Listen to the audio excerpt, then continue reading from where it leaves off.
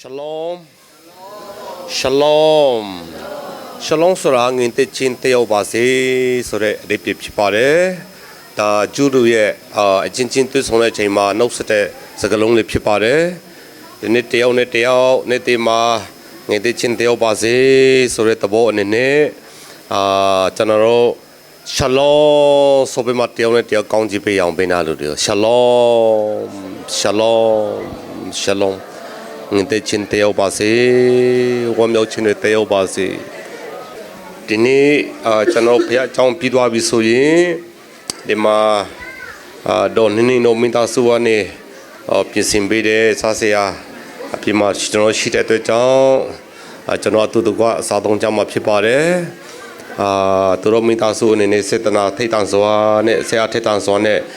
ပြင်ဆင်ပေးတဲ့ပုံမှန်လေးပဲဘုရားသခင်ရဲ့ကောင်းမြတ်ခြင်းသူနဲ့သူတို့မိသားစုပုံမှန်ဆက်လက်ပြီးမှတည်ရောက်ပါစေမိသားစုပုံမှန် Shalom တည်ရောက်ပါစေဆိုတော့ဒီနေ့ကဆရာတော်တောင်းနဲ့ဝင်ငါခြင်းတဲ့အရာကပါလေဆိုလို့ရှိရင်တော့ဒီနေ့ကျွန်တော်တို့အားလုံးသိသလိုပဲ2026ခုနှစ်မှာပြောင်းသွားတော့နေ့လေးဖြစ်တယ်2025ကလွန်သွားဖြစ်ပါပြီเนาะမရှိတော့ဒီနေ့ကနေစပြီးမှပြက်ကလေးတွေကျွန်တော်ပြောင်းလာတော့မယ်အရာအားလုံးတွေက2026တဲ့ဆိုတဲ့ယေရှုနဲ့ကျွန်တော်သွားလာတော့မှာဖြစ်ပါတယ်ဆိုတော့ဒီနေ့ဒီ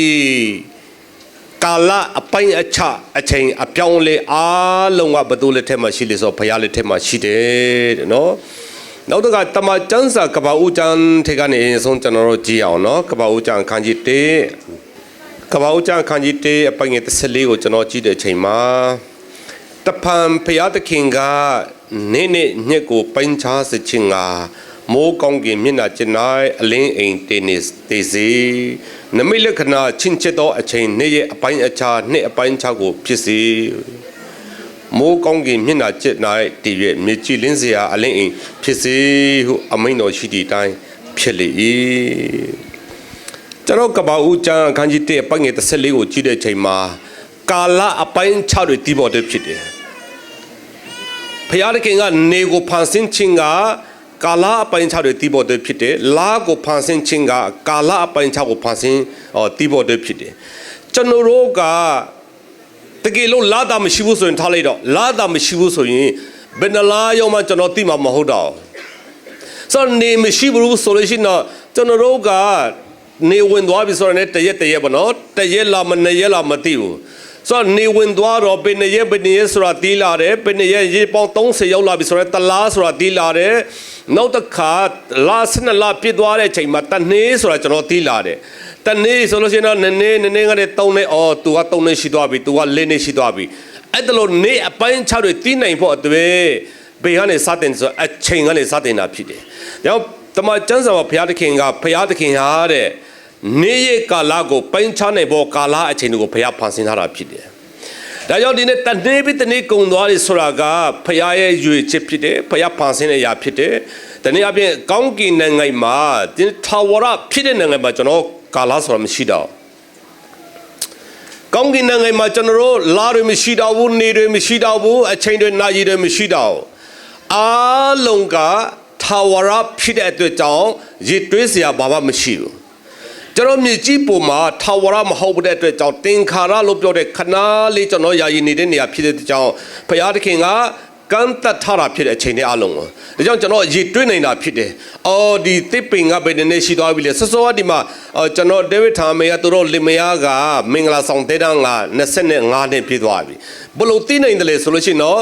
ကာလအပိုင်းခြားကိုရည်တွေးပြီးမှသိနိုင်တာဖြစ်တယ်။အဲ့ဒါလိုပဲဒီနေ့ကျွန်တော်တို့ရဲ့အသက်တာမှာတော်ကောင်းဖန်ဆင်းတဲ့မြတ်ရအားလုံးကိုကြည့်တဲ့အချိန်မှာဘုရားသခင်ကကာလအပိုင်းခြားအားလုံးကိုထားပေးတာဖြစ်တယ်။တနည်းအားဖြင့်ပြောမယ်ဆိုရင်ဘုရားသခင်ကသူဖန်ဆင်းတဲ့မြတ်ရအားလုံးအတွက်ဒိတ်တမပိတာဖြစ်နေပြီ expire ဖြစ်လိမ့်မယ်တနည်းဆိုလို့ရှိရင်တော့တနည်းအားဖြင့်ကျွန်တော်တို့ market ကနေဒီ meal ဘောနော် no ဒီနွားနိုးဝေလာပြီဆိုလို့ရှိရင်တော့ဘယ်နေ့မှကုန်မလဲဆိုတာအရင်ဆုံးတေးတန်းကြည့်ရတယ်တေးတန်းဆရာဆိုလို့ရှိရင်တော့တေးတန်းနေရှည်တဲ့ဟောက်ပဲယူတတ်တယ်အတော့ကြောင့်မကုန်မနဲ့နော်ဟောတေးတန်းတွေဘာတွေဖြစ်သွားမှဆိုရင်တဲ့ကြောင့်နည်းနည်းတေးတန်းရှည်တဲ့ဟာဆိုလို့ရှိရင်တော့ဝေတယ်မကုန်ခင်အားလုံးတော့ဘောတက်ပေါ့ ဆိုတော့တေတန်းဆိုတာရှိတယ်အဲ့ဒါလိုပဲတရိษံမှာလည်းတေတန်းရှိတယ်ဒီတိပင်တွေမှာလည်းတေတန်းရှိတယ်အထူးသဖြင့်ဒီပန်းပွန်လေးတွေဆိုလို့ရှိရင်တော့ဟာဒီနေ့ကြည့်တာကလှလှပပလေးနော်ပန်းပွန်ကလှလိုက်တာဖျားကနေကျင်းလည်လာတယ်အရင်ကနေကျင်းလည်လာတယ်ဒါပေမဲ့နောက်တရက်နှစ်ရက်ဆိုလို့ရှိရင်တော့သူ့ရဲ့ပုံစံကနည်းနည်းပြောင်းလာတယ်ဘာဖြစ်လို့လဲတေတန်းကြော်သွားတော့မှဖြစ်တဲ့အတွက်ကြောင့်ဖြစ်တယ်တေတန်းရှိနေတဲ့ကာလမှာလှပနုပြောပဲမဲ့ကျွန်တော်လူသားတွေလေးဒီတိုင်းပဲကျွန်တော်တော့ဆရာလေးအပြိုလူပြောတော့ဆိုနုပြောလှပပြီးမှနော်ဖြစ်ကောင်းဖြစ်နိုင်ပါတယ်နော်ဖြစ်တယ်လို့တော့မပြောပါဘူးသူတော့အသက်ကြီးကြည်လာတဲ့အချိန်မှာရုပ်ရည်ပုံစံလေးတွေကစတဖြည်းဖြစ်နေကြလာတယ်ပြောင်းလိုက်ဘာဖြစ်လို့လဲတေတန်းရှိတဲ့အတွက်ကြောင့်ဖြစ်တယ်ဆိုအရာကတိန်ကတေတန်းဆိုတာရှိတယ်ဒါကြောင့်လောကကိုဖျားပန်စင်တာကထာဝရအတွေ့မဟုတ်ဘူးကျွန်တော်သင်္ခါရအတွေ့တာဖြစ်တယ်ဒါကြောင့်တမန်ကျမ်းစာဆလန်ဆရာကပြောလေဆိုရင်လူရဲ့တေတန်းကတဲ့နေပေါင်း120ပဲရှိတယ်နော်နေပေါင်း120မှာလူကိုကန်တာပြလိုက်တာဆိုဒီနွားနို့တစ်ခွက်နွားနို့တစ်ပလင်းရဲ့တက်တန်ကတပတ်ဖြစ်နိုင်တယ်မုံတလုံးရဲ့တက်တန်က3ရက်လုံးလေးဖြစ်နိုင်တယ်ဒါပေမဲ့လူရဲ့တက်တန်က120ဆိုတော့တမန်ကျမ်းစာကန်တာပေးထားတာရှိတယ်သူတို့ကျွန်တော်တမန်ကျမ်းစာကန်တာတို့120မပြည့်ဘဲနဲ့တည်သွားတဲ့လူတွေလေးမနှဲပါဘူးနော်120မပြည့်ဘူးတချို့ဆိုလို့ရှိရင်တော့နော်ဒီလိုတိတ်ငငယ်ရွေနေကျွန်တော်ဒီပါတယ်ကျွန်တော်20 30နဲ့ဆုံးသွားတဲ့လူတွေမနေဖို့တော်တော်လေးများပါတယ်ဖခင်ပြောထားတဲ့တေတန်းထဲမှာကျွန်တော်မေလို့မရဘူးဆိုတော့ပြောဆိုခြင်းတဲ့အရာကဒီနေ့ကာလအပိုင်းခြားအားလုံးဒီလောကကြီးကသင်္ခါရဖြစ်တယ်ဆိုတော့ကျွန်တော်ဉာဏ်ပညာအပြင်သိနိုင်ဖို့အတွက်ဘုရားသခင်ကဒီနေ့တေတန်းတွေထားပေးထားတာဖြစ်တယ်ကျွန်တော်ထင်တာကဒီကဘာမြေကြီးပင်လင်းတလုံးဒီတိုင်းနေတော့မလာလို့မဟုတ်ဘူးတဲ့တမန်ကျမ်းစာဒီကဘာမြေကြီးကတနေ့အားလုံးမင်းရှုပြမှာဖြစ်တယ်နော်ကျွန်တော်ပေတရုကျမ်းကိုကြည့်တဲ့ချိန်မှာဒီကဘာကြီးကတနေ့ဆိုလို့ရှိရင်မင်းရှုပြမှာဖြစ်တယ်သူ့ရဲ့တေတန်းလေးရှိပြန်တယ်ဆိုတော့ဖန်ဆင်းတဲ့မြတ်အားလုံးထဲမှာတေတန်းဆိုတာရှိတယ်တေတန်းမရှိတာကဘာလဲတေတန်းလုံးဝမရှိတာကကျွန်တော်တို့ရဲ့အထက်မှာရှိတဲ့ဝိညာဉ်ဖြစ်တယ်ကျွန်တော်တို့တင်တို့ရဲ့အထက်မှာရှိတဲ့ကျွန်တော်တို့ဒီဝိညာဉ်ကတေတန်းမရှိဘူးကာလမရှိဘူးသူကထာဝရဖြစ်တယ်ထာဝရဖြစ်တယ်ဒါကြောင့်လောကကြီးမှာကျွန်တော်တို့ခဏလေးဒီကမင်းက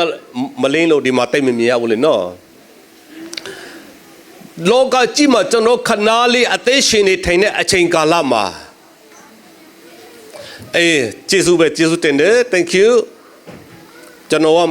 မလင်းတော့ဘူးလို့ထင်နေတာမပြောရလို့တော်သေးတာပေါ့လောကကြီးမှာကျွန်တော်ရလာတဲ့ဘဝဆိုတာတစ်ခါပဲရှိတယ်တခါပဲရလာတာဖြစ်တယ်မိတ်ဆွေနောက်ထပ်သင်လိုလောကကြီးမှာသင်နဲ့တထေရတဲ့ပုဂ္ဂိုလ်သင်လိုမျက်နှာတထေရတဲ့ပုဂ္ဂိုလ်လောကကြီးမှာနောက်ထပ်ပေါ်လာမှာမဟုတ်တော့နောက်ထပ်မရှိတော့ဒါကြောင့်ဒီလေးပွေဆိုတဲ့ဟာကလူတယောက်မှတစ်ခါပဲရှိတယ်တယောက်နဲ့တယောက်ဒီမြေကြီးပေါ်မှာလူပေါင်းများပဲမယ်နော်လူသန်းနဲ့ဘီလီယံနဲ့ချီပဲမယ်လေးပွေတစ်ထက်တဲ့တုံကြီးနဲ့ဆိုတာမရှိဘူးသင်တယောက်တည်းပဲရှိတယ်ဒါကြောင့်ကျွန်တော်တို့ရဲ့ဘဝဟာရခဲ့တဲ့ဘဝတကယ်ရဖို့ခက်ခဲတဲ့ဘဝဘုရားသခင်ရဲ့ကျေးဇူးတော်ကြောင့်သင်ကိုဘုရားသခင်ကမြေကြီးပေါ်မှာဘဝရေလို့ဘုရားသခင်ကကမ်းတာပြီးမှပေးထားတာဖြစ်တယ်။ဒါကြောင့်ဒီနေ့ကျွန်တော်ဘဝဆိုတာကျွန်တော်ရနေပြီလူရေလို့ကျွန်တော်ဖြစ်လာပြီကိုဟာကိုကြတော့ကျွန်တော်လောကကြီးမှာနေတာအတိတ်ပြမင်းနေပါလားကျွန်တော်နေတာကအတိတ်ပြမရှိဘူးသူများအတွက်ပဲဒုက္ခပိတ်တယ်လို့ဖြစ်နေတယ်ကိုကစဉ်းစားကောင်းစဉ်းစားပေမဲ့ဒီနေ့ဘုရားသခင်ကသင်မပါဘဲနဲ့လောကကြီးကမဖြစ်နိုင်တယ်လို့သင်ကိုချစ်ပြီးမှသင်ကိုဖန်ဆင်းတော်ဘုရားဖြစ်တယ်သင်ကိုတန်ဖိုးထားတော်ဘုရားလေးဖြစ်တယ်ဒါကြောင့်သင်ကိုလဲနဲ့ဘုရားသခင်ကလောကကြီးပေါ်မှာခန္ဓာတဖြုတ်ပြောစချင်တာကအနည်းအကန့်အသတ်ထက်မှာဘုရားသခင်ကသင်ကိုဖန်ဆင်းထားတာဖြစ်တယ်အဲ့လိုဆိုလို့ရှိရင်တော့ဒီဖန်ဆင်းတဲ့အထက်မှာကျွန်တော်တို့ကဘယ်လိုလုပ်ပြီးမှအသက်ရှင်မလဲတဲ့ကျွန်တော်တို့ကဘယ်လိုလုပ်ပြီးမှအသက်ရှင်မလဲဘာလုပ်လဲဆိုလို့ရှိရင်ကျွန်တော်တို့အကောင်းဆုံးဖြစ်မလဲတဘောကဆိုပါစို့နော်ဖောင်တင်တစ်ခါသုံးဖောင်တင်တစ်ချောင်းကဇလန်တပုတ်ရေးဖို့အတွက်ပဲဒီဖောင်တင်ကအသုံးဝင်တယ်ကျွန်တော်မြန်မာပြည်မှာအများကြီးရှိပါတယ်တစ်ခါသုံးဖောင်တင်နော် single use ဆိုတဲ့ဟာဒီဇလန်တပုတ်ရေးသွားပြီဆိုလို့ရှိရင်တော့ဒီဖောင်တင်ကနောက်ထပ်သုံးလို့မရတော့ဘူးအရေးပြန်ထည့်လို့ရတာမျိုးမဟုတ်တဲ့အတွက်ကြောင့်သူကအပြင်မှာပြည့်ုံဝေးရှိတယ်ဆိုဒီဖောင်တင်ကတစ်ခါသုံးဆိုတော့ဘေးဇလန်ကိုခမရရစ်မလဲကောင်းလေးနဲ့စဉ်းစားတင်းတဲ့အရာဖြစ်ပါတယ်မပေါ်စားဖို့အတွက်လေတော်တော်လေးအရေးကြီးပါတယ်ဒါကြောင့်ကျွန်တော်တို့ရဲ့ဘဝဆိုတာတစ်ခါသုံးဖောင်တင်ကဲ့သို့၎င်းဖြစ်တဲ့အတွက်ကြောင့် အသေးရှင်တဲ့အချိန်မှာဘလို့အသက်ရှင်မလဲဘလို့ဘဝကိုသုံးမလဲဘလို့ကျွန်တော်တို့အဖြစ်ပေးပေါင်းခြင်းတဲ့အကျိုးပြိုးနိုင်မလဲမိသားစုအတွက်အကျိုးပြိုးနိုင်မလဲတိုင်းနိုင်ငံအတွက်အကျိုးပြိုးနိုင်မလဲဆိုတဲ့လဟာကိုပညာရှိတဲ့လူတွေကရှာတတ်တယ်ဉာဏ်ရှိတဲ့လူတွေကနားလေတတ်တယ်ဒါပေမဲ့ပညာမေးတဲ့လူတွေကဘာဘလို့ရှိတယ်လဲဆိုလို့ရှိရင်တော့မျက်စိတစ်ဖက်ကန်းလာနေတူတယ်တဲ့နော်ကိုယ်အကျိုးအတွေ့လေးမမြင်ဘူးသူများအကျိုးအတွေ့လေးမမြင်ဘူးဒါကြောင့်မျက်စိနှစ်ဖက်ကန်းလာနေတူတယ်တဲ့တချို့လူတွေကသူများအကျိုးအတွေ့လေးမြင်တယ်ကိုယ်အကျိုးအတွေ့လေးမြင်တယ်ကိုမိသားစုအကျိုးအတွေ့လေးမြင်တယ်ဒါမျက်စုံမျက်လုံးနှစ်ဖက်လိမ့်တဲ့လူနဲ့တူတယ်တဲ့တချို့တော့ကိုမိသားစုသူအကျိုးအတွေ့တော့မြင်တယ်သူများအတွေ့တော့မမြင်ဘူးဒါမျက်စုံတစ်ဖက်မျက်လုံးတစ်ဖက်ကန်းတဲ့လူနဲ့တူတယ်နော်ဒါကိုယ့်ရဲ့ပညာအလင်းဆိုတဲ့ပညာကကိုကဘလို့အသက်ရှင်မလဲဆိုတဲ့ဟာကိုဒီနေ့ကိုတမာတရားလမ်းမှာဖျားနေတဲ့လမ်းမှာကိုပို့ဆောင်ပေးနေတာဖြစ်တယ်အဲ့လိုဆိုလို့ရှိရင်တော့ပညာဆိုတာကဘာလဲကျွန်တော်ဘလို့ပညာနဲ့အသက်ရှင်မလဲကျွန်တော်လေ့လာကြည့်မယ်ပညာဆိုတာကဘာလဲလို့ပြောတဲ့အချိန်မှာလူအများဖြစ်နားလေတာကဒီနေ့တတ်တဲ့ပညာသင်ယူတဲ့ပညာလို့ပြောတတ်ပေမဲ့ဒါလည်းမှားပါတယ်သို့တော့တမန်ကျမ်းစာပြောတဲ့ပညာကဒီဟာပညာမဟုတ်သေးပါဘူးတမန်ကျမ်းစာပြောတဲ့ပညာက111ခုမြောက်သောဇာလံအပိုင်ငယ်30ကအရင်ဆုံးဖတ်ရအောင်နော်ကဲကျွန်တော်ဖတ်အောင်ဒီမှာလေးကျွန်တော် screen ထဲမှာပဲဖတ်ရအောင်နော်ကျွန်တော်ဖတ်ရအောင်ထာဝရဘုရားကိုကြောယုံသောသဘောသည်ပညာ၏အချောက်အချာဖြစ်၏ပညာစောင့်ရှောက်သမျှသောသူတို့သည်ကောင်းသောဉာဏ်ရှိကောင်းအတေတော်သည်အစဉ်အမြဲတည်တတ်၏တမန်ကျမ်းစာပြောတာတော်တော်လေးရှင်းပါတယ်ဘလို့အသက်ရှင်ရမလဲဘလို့ပညာရမလဲကျွန်တော်တို့ကဘွေမမရတာကျွန်တော်တို့ကကြောင်းမမတတ်တာဆိုပြီးမှကျွန်တော်ပြောကောင်းပြောနိုင်တယ်သို့တော်တမန်ကျမ်းစာကထာဝရဘုရားကိုကြောယုံခြင်းရဲ့တဘောဟာတဲ့ပညာရဲ့အချုပ်အခြာဖြစ်တယ်ဘုရားကိုကြောက်ခြင်းကနေပဲပညာဆိုတာလာတာဖြစ်တယ်ဒီပညာရှိတဲ့လူသားလင်လောကမှာဘလို့အသက်ရှင်မလဲဆိုတာသူကသိတယ်ဆိုတော့ဘုရားကိုမကြောက်မှတော့ပညာသူ့မှာမရှိတဲ့အတွက်ကြောင့်လောကမှာဘယ်ပုံစံနဲ့အသက်ရှင်မလဲကျွန်တော်မသိတော့ဘူးကိုစိတ်ကနေထင်တယ်လို့အသက်ရှင်လာတဲ့အချိန်မှာမဖြည့်သိမ်းတဲ့တွေဖြစ်လာတယ်မဖြည့်သိမ်းတဲ့ပြဿနာတွေဖြစ်လာတယ်ကျွန်တော်တို့မဖြည့်ချင်တဲ့ဟာတွေကျွန်တော်ဖြစ်လာတယ်ဘာဖြစ်လို့လဲပညာမေ့တဲ့အတွေ့အကြုံဖြစ်တယ်ဆိုတော့ပညာဆိုတာဘယ်ကနေရတယ်လဲဖျားကိုကြောယုံချင်းတွေကနေပဲပညာဆိုတာကျွန်တော်ရလာတာဖြစ်တယ်ပညာတော်တို့ကိုစောင့်ရှောက်သမျှတော့သူတို့တဲ့ဉာဏ်ကောင်းသောဉာဏ်ရှိတဲ့ဖျားရဲ့ပြောတဲ့စကားဖျားသွန်နေတဲ့စကားပညာတရားကိုစောင့်ရှောက်ပြီးမှအဲ့ဒီတရားပုံမှာဖတ်ပြီးမှစောင့်ရှောက်တဲ့လူဟာတဲ့တကယ်ဉာဏ်ကောင်းတယ်တဲ့ကောင်းသောဉာဏ်သူတို့စီမှာပဲရှိတယ်တဲ့ဒီလူတွေကပိုင်းခြားတတ်တဲ့ကာလအချိန်တွေကိုဒီလူတွေကဘလို့လူတွေနဲ့ဆက်ဆံရမလဲဆိုတော့ကောင်းသိတယ်ဒီနေမြေမှာဘလို့စကားပြောရမလဲဆိုတော့သူတို့ကောင်းသိတယ်သူတွေရှိမှဘလို့ပြုတ်မှုနေထိုင်ရမလဲဆိုတော့ကောင်းသိတယ်ဘာဖြစ်လို့လဲပညာဆိုတာဘုရားကိုကြောက်ရွံ့ခြင်းကနေလာတဲ့အတွက်ကြောင့်ဖြစ်တယ်နောက်တစ်ခါတမန်ကျမ်းစာတစ်ချက်မှာဆရာတို့ဆက်လက်ပြီးမှကြည့်အောင်နော်ကျွန်တော်ပြန်ကြည့်အောင်တုတ်တန်ကျမ်းအခန်းကြီးကိုအပိုင်ငယ်30ကိုကျွန်တော်ကြည့်အောင်နော်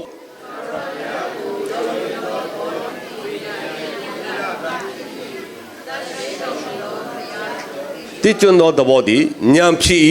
တဲ့ဒီမှာလေးပါပြန်ပြောလဲဆိုတော့ထာဝရဘုရားကိုကြောယုံသောတဘောဒီပညာရဲ့မူလအမြင့်ဖြစ် the fear of God is the beginning of wisdom ဘုရားကိုကြောယုံခြင်းတဘောကပညာရဲ့ပါလေအမြင့်ပညာရဲ့အစ beginning ဆိုတာအစဒါပညာရှိတယ်လို့မပြောသေးဘူးနော်ပညာရဲ့အစလေးပဲရှိသေးတယ်ဒီဖျားကိုမကြောက်ရွံ့ဘူးဆိုရင်ပညာနဲ့ဝေးတဲ့လူဖြစ်တယ် तू อ่ะတင်ပညာတတ်မတတ်ဘူးဆိုကျွန်တော်မသိဘူးတင်ဘိုးဘယ်နဲ့တောင်းရလဲကျွန်တော်မသိဘူးသူတော့တင်ဖျားကိုမကြောက်ဘူးဆိုလို့ရှိရင်တော့တင်ကပညာနဲ့ဝေးတဲ့လူဖြစ်တယ်ပညာရှိတဲ့လူမဟုတ်ဆိုတော့ဖျားကိုကြောက်ရွံ့တဲ့သဘောဟာတဲ့ပညာရဲ့မူလအမြဲဖြစ်တယ်နောက်တစ်ခါစောစောကျွန်တော်ဖတ်တဲ့ဟာကထာဝရဘုရားကိုကြောက်ရွံ့ခြင်းတဘောဟာပညာရဲ့အချောက်အခြာဖြစ်တယ်လို့ပြန်ပြောတယ်အားလုံးပြန်ပေါင်းမယ်ဆိုလို့ရှိရင်တော့ဖျားကိုမကြောက်ရွံ့တော့သူဒီဆန့်ကျင်ဘက်နဲ့ပြောမယ်ဆိုရင်ပညာမေ့တော့သူဖြစ်တယ်ဖ ဖះကိုမကြောက်ရွံ့ခြင်းကပါလေပညာမေ့ခြင်းသဘောဖြစ်တယ်ဖះကိုကြောက်ရွံ့ခြင်းသဘောကပညာရှိခြင်းသဘောဖြစ်တယ်ကြောက်ပညာရှိလာတဲ့အချိန်မှာကျွန်တော်တို့ကကာလအချိန်ကိုပိုင်းခြားတတ်တဲ့နားလေတတ်တဲ့ဘာလို့ရမလဲဆိုတာကျွန်တော်တီးတတ်တဲ့အားလုံးကစပညာရှိတဲ့လူတွေနဲ့ပညာမေ့တဲ့လူတွေဆိုတာအင်မတန်မှကွာတာဖြစ်တယ်ဒါကြောင့်ဒီမှာဖះကိုတီးကျုံချင်းကနေစားလာတဲ့ပညာဖះကိုကြောက်ရွံ့ခြင်းကနေစားလာတဲ့ပညာကိုပြောနေတာဖြစ်တယ်အဲ့ဒါလို့ဆိုရင်ကျွန်တော်ဆက်ပြီးမှလစ်လာမယ်ဖះကိုကြောက်ရွံ့ခြင်းဆိုတာကဘာလဲဖះကိုဘယ်လိုကျွန်တော်တို့ကြောက်ရမလဲအော်ကိုရောကကျွန်တော်ငရေထဲမှာချနိုင်တဲ့ဖះပါလားဆိုပြီးမှကျွန်တော်ကြောက်ရမလားကိုရောကျွန်တော်တို့ကြောက်စရာကြီးပဲဖះတခင်ကအပြစ်ဒဏ်ခါတော့မလားဆိုပြီးကျွန်တော်ဒီပုံစံနဲ့ကြောက်မလားမဟုတ်ဘူးเนาะကျွန်တော်တို့တမန်ကျမ်းစာတစ်ချက်ကိုကျွန်တော်ကြည့်အောင်သုဒ္ဓအခန်းကြီး8အပိုင်းငယ်33ထာဝရဘုရားကိုဒုစိတ်ကိုမုံတော်တဘောတေမာနထောင်လွှားခြင်းစော်ကားခြင်းမကောင်းသောလမ်းသို့လဲခြင်းကောင်းသောစကားကိုပြောဆိုခြင်းတို့ကိုငါမုံ၏တော်ရှင်းသွားတယ်ဖះကိုကြောက်ရွံ့ခြင်းဆိုတာဘာလဲဖះကိုကြောက်ရွံ့ခြင်းဆိုတာဒုစိတ်ကိုမုံတော်တဘောတေဒါကဖះကိုကြောက်တဲ့လူဖြစ်တယ်ဟောဖះကိုကျွန်မကြောက်ပါတယ်ဆိုပေမဲ့ဖះကိုကြောက်နေမဟုတ်ဘူးနဲ့ဒုစရိုက်မကောင်းတဲ့အရာကိုမုံတီချင်းကဘုရားကငါ့ကိုကြောက်တဲ့လူဖြစ်တယ်ဒီလူကပညာရှိဖြစ်တယ်လို့ဘုရားကတမန်ထားတာဖြစ်တယ်။ဒါကြောင့်ဒီမှာအောက်ပိုင်းမှာကျွန်တော်ကြည့်ချင်မာနထောင်လွှားခြင်းနဲ့မာနထောင်လွှားတယ်ဟေးဘာညာမငါဆိုတဲ့စိတ်မနော်အခုခေတ်ဆိုလို့ရှိရင်တော့သူတပြည့်ငါလုံးနေငါတန်းနေငါစားနေခမပြောစားမလို့ဘူးငါကိုပစာနဲ့ကိုလုံးတယ်ကိုပစာနဲ့ကိုရှာနေတဲ့ခမပစာကုန်တာမဟုတ်လာမပြောနဲ့မာနထောင်လွှားခြင်းဆိုတဲ့ဟာကဖယားတခင်ကိုမကြောက်ရရောက်တယ်နော်ဖယားတခင်ကိုမကြောက်ရရောက်တယ်ဒါတနည်းအားဖြင့်ဒုစရိုက်အပြစ်ကျူးလွန်ခြင်းဖြစ်တဲ့မာနထောင်လွှားခြင်းစော်ကားခြင်းမကောင်းသောလမ်းသို့လဲခြင်းတမန်ကျမ်းစာခြုံပြီးမှပြောထားတာဖြစ်တယ်မကောင်းသောလမ်းသို့လဲခြင်းမကောင်းသောလမ်းမကောင်းတာတည်တတ်နဲ့သွားတယ်လိုက်တယ်ကောင်းသောစကားဖြင့်ပြောဆိုခြင်းမကောင်းသောစကားသူများအတွက်အကျိုးမရှိတဲ့စကားတွေပေါ့နော်ပြောဆိုခြင်းဒီဟာအားလုံးကိုဘယ်လိုပြောလဲဒုစရိုက်လို့ပြောတယ်ဒီဒုစရိုက်ကိုမုံချင်းတဲ့ဘောကဖယားသခင်ကိုကြောက်ရွံ့ခြင်းဖြစ်တယ်နားလည်နေဖို့ဖယားကောင်းကြီးပဲပါစေဒုစရိုက်ကိုမုံချင်းကဖယားသခင်ကိုကြောက်ရွံ့ခြင်းဖြစ်ပြီးမှဒုစရိုက်ထဲမှာကျင်လေခြင်းကဖယားသခင်ကိုမကြောက်ရွံ့ဘူးပေါ့မယုံမတည်ဘူးပေါ့ဘုရားမပါဘဲနဲ့ငါရတယ်ဆိုတဲ့သဘောပေါ့ဒါကြောင့်တမန်ကျမ်းစာကထာဝရဘုရားကိုကြောက်ရွံ့ခြင်းကဘာလဲမိတဲ့ချိန်မှာဒုစရိုက်အပြစ်ရှောင်ခြင်းဖြစ်တယ်။အော်ဒီကိစ္စတော့ကျွန်တော်ကဆန္ဒတော့ရှိပေမဲ့ဘုရားမနဲ့မသိတဲ့အတွက်ကြောင့်ကျွန်တော်မပြောတာပဲကောင်းလို့မယ်ကျွန်တော်မသွားတာပဲကောင်းလို့မယ်ကျွန်တော်မလုပ်တာပဲကောင်းလို့မယ်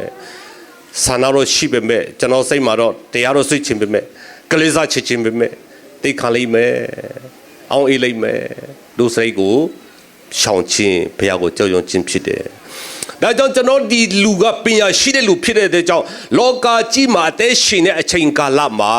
ကာလအချိန်ကိုနားလည်ပြီးမှပိုင်းခြားပြီးမှဘလို့သွားလာရမလဲဒီအချိန်မှာဘာလုပ်ရမလဲဘာချင်းတွန်းတင်ရမလဲဆိုတာပညာရှိတဲ့အတွက်ကြောင့်ဘုရားသခင်ဒီသူ့ကိုပညာရှိလို့ဆိုပြီးမှတမန်ကျမ်းစာကတမန်ထားတာဖြစ်တယ်နောက်တစ်ချက်ကျွန်တော်ကျမ်းစာကိုကျွန်တော်တစ်ချက်လို့ပြန်ကြည့်ရအောင်တော့အခါကြီး3အပိုင်းငယ်ခွန်8မှာကျွန်တော်ကြည့်မယ်ဆိုရင်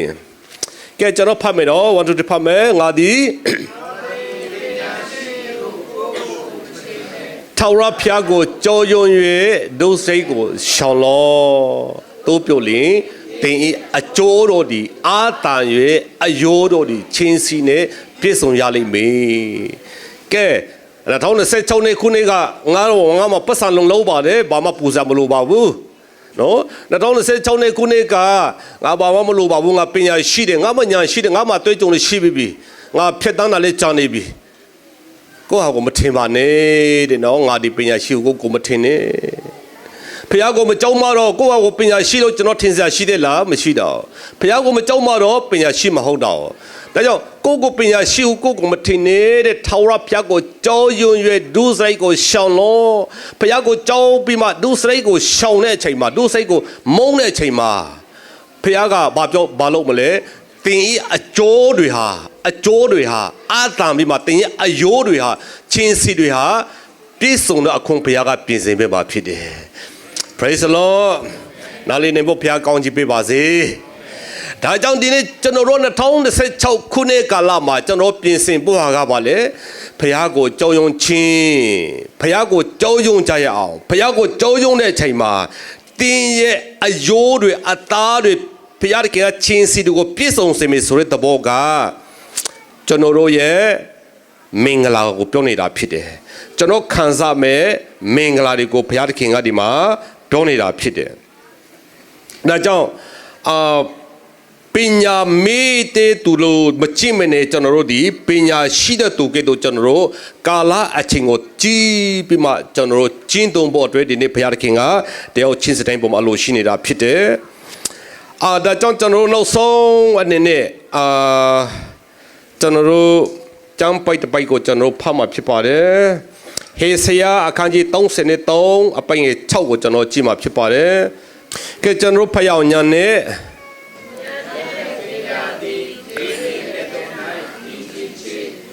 မြန်စွာကေတင်ချင်းကိုဖြစ်စေလိမ့်မည်ထာဝရဘုရားကိုကြောယုံခြင်းသဘောတည်တင်ဘန္တာဖြစ်လိမ့်မယ်ကဲကျွန်တော်ရဲ့ဘန္တာကပါလေကျွန်တော်ဘန္တာဘုရားကိုကြောယုံခြင်းဘုရားကိုကြောက်ခြင်းကကျွန်တော်ရဲ့ဘန္တာဖြစ်တယ်အဲ့ဒီဘန္တာထဲမှာမင်္ဂလာအမျိုးမျိုးပါတယ်အဲ့ဒီဘန္တာထဲမှာကျွန်တော်ယောဂလောကအတွက်လိုအပ်တဲ့ဘန္တာလေးပါတယ်ကျွန်တော်ဝိညာဉ်အတွက်လိုအပ်တဲ့ဘန္တာတွေလေးပါပြီးသားဖြစ်နေပြီကျွန်တော်တို့တစ်ခုပဲရှိတယ်ဘုရားသခင်ကိုကြောယုံခြင်းကကျွန်တော်တို့ရဲ့ဘန္တာဖြစ်တယ်နော်ကျွန်တော်ရဲ့ဘန္တာကဘုရားကိုကြောယုံခြင်းစောစောဆရာပြောပြီးဘုရားကိုကြောယုံခြင်းဆိုတာကဘာလဲမမင်တဲ့လားဘုရားကိုကြောယုံခြင်းဆိုတာကဘာလဲဒီဖက်ကဖို့တဲ့ဆုံးဖြစ်မယ်ဘုရားကိုကြောယုံခြင်းဆိုတာဘာလဲအခုနောက်ပဲပြောတယ်အခုပြန်မင်းနေပြီဘယ်လိုလုပ်မလဲထာဝရဘုရားကိုကြောက်ရွံ့ခြင်းဒီပညာရဲ့အချုပ်အခြာဖြစ်ထာဝရဘုရားကိုဘယ်လိုကြောက်ရွံ့ရမလဲအဲ့ပြန်ပြောညင်ခဏနေတော့ဖြစ်နေပြီဘယ်လိုကြောက်ရွံ့ရမလဲဒုစရိတ်ကိုရှောင်ခြင်းတရားမတရားခင်တို့မှန်သွားပြီဆက်လက်တွေ့ကျင့်သုံးနိုင်ဖို့ဘုရားကောင်းချီးပေးပါစေဒုစရိတ်ကိုမုန်တီးလာတဲ့အချိန်မှာဖျားမနေမတည်တဲ့လမ်းပေါ်မှာသွားတဲ့အချိန်မှာတင်ဟာဖျားကိုကြောက်ရွံ့တဲ့သူဖြစ်တယ်တင်ဟာပညာရှိတဲ့နည်းနေပြီပညာရှိမဲ့လူဖြစ်လာတော့ဆိုတော့ပညာထာဝရဘုရားကိုကြောက်ရွံ့ခြင်းဟာတဲ့ကျွန်တော်တို့ရဲ့ဘန္နာဖြစ်တယ်တဲ့နော်ဒါ2026ခုနှစ်မှာကျွန်တော်တို့ရဲ့ဘန္နာတူထားခြင်းနေဆိုရင်ကျွန်တော်ဘဝမှာအစဉ်ပြေခြင်းနေဆိုရင်ကျွန်တော်ဘဝမှာကျွန်တော်ဖျားရဲ့နော်မင်္ဂလာစသည်ဖြင့်ကျွန်တော်အသက်တာမှာခံစားဖို့အတွက်တည်င်းကောင်းတွေကြားဖို့အတွက်ပတ်စံငွေကြီးအပြောင်းလဲတွေဖြစ်ဖို့အတွက်ကျွန်တော်တို့တစ်ခုပဲကျွန်တော်ပြင်ဆင်ရအောင်ဗာလေထာဝရဘုရားကိုကြောက်ရွံ့ခြင်းဖြစ်တယ်တင်ထာဝရဘုရားကိုကြောက်ရွံ့လာမယ်ဆိုရင်ဘုရားသခင်ကတင်းအဖို့ဘန္တာဖြစ်လိမ့်မယ်ယောဘဝတ္ထုထဲမှာကျွန်တော်ကြည့်မယ်ဆိုလို့ရှိရင်တော့ထာဝရဘုရားနဲ့အကျင့်ဝင်ရဲ့မိတ္တာဟယပြုလို့တဲ့ထိုသူပြုမှာကောင်းစားခြင်းတို့ရောက်ရလိမ့်မယ်နော်ဘုရားသခင်နဲ့အကျုံဝင်ပြီးမှမိတ္တာဟယလုပ်ပါအကျုံဝင်တဲ့ခင်မင်းနဲ့ဆိုတာကြွာသေးပါတယ်နော်အကျုံဝင်နေဆိုတာတာရင်းနှီးတိကျွနေတယ်ဆလံကျမ်းစာတစ်ချက်ကဘာပြောတယ်လဲဆိုလို့ရှိရင်တော့ထာဝရဘုရားနဲ့ထာဝရဘုရားကိုကြောက်ရွံ့တော်သူတော်ဒီတဲ့ကိုတော်မြတ်နဲ့မိတ္တာဟယဖွရတော့အခွင့်ရှိတော်မူ၏တဲ့အင်္ဂလိပ်ကျမ်းစာကိုကြည့်တဲ့အချိန်မှာထာဝရဘုရားကိုကြောက်ရွံ့တော်သူတော်ရှိမှတဲ့ထာဝရဘုရားရဲ့ secret ချိုးဝဲသောအရာတွေကိုဖွင့်ပြတတ်တယ်တဲ့ဖျားကိုကြောယုံတဲ့သူများပုံမှာဖျားသခင်ဟာသူ့ရဲ့ secret တွေကိုဖွင့်ပြတတ်တယ်။ဘာဖြစ်လို့လဲဖျားဒီလူကိုစိတ်ချနေပြီ။ကြောင့်ဒီနေ့ဆရာပေးချင်တာက2026နှစ်ခုနှစ်မှာဖျားသခင်ကြောယုံတဲ့အသက်တာနဲ့ကျွန်တော်စရိုက်ပေးမှာရှောက်ရအောင်2025မှာဖြစ်ပြီးသွားတဲ့ဟာတွေဖြစ်ပြီးသွားပါပြီ။ကောင်းခြင်းလေးလုံလောက်သွားပြီမကောင်းခြင်းလေးလုံလောက်သွားပြီအသေးတော့ပြင်ဆင်ခြင်းတွေနဲ့အသေးတော့ vision တွေနဲ့ကျွန်တော် new vision မဟုတ်လားကျွန်တော်တင်းတော်နာမည်က new visionအသေးတော့ယူပါယုံတွေနဲ့အသေးတော့မျိုးလင်းချင်းတွေနဲ့ဖခင်ရဲ့ရှေ့မှာနှလုံးသားတွေကိုပြင်ဆင်မယ်ဆိုရင်2026ခုနှစ်ဒီတင်းနဲ့တင်းတော်မိသားစုတွေကြီးမားသောမင်္ဂလာနေ့ဖြစ်မယ်ဆိုတာဆရာနောက်ဆုံးအနေနဲ့ပြောဆိုချင်ပါတယ်ဆရာအားလုံးခဏလေးမတ်တရခိုင်စေချင်တဲ့အခုအချိန်မှာ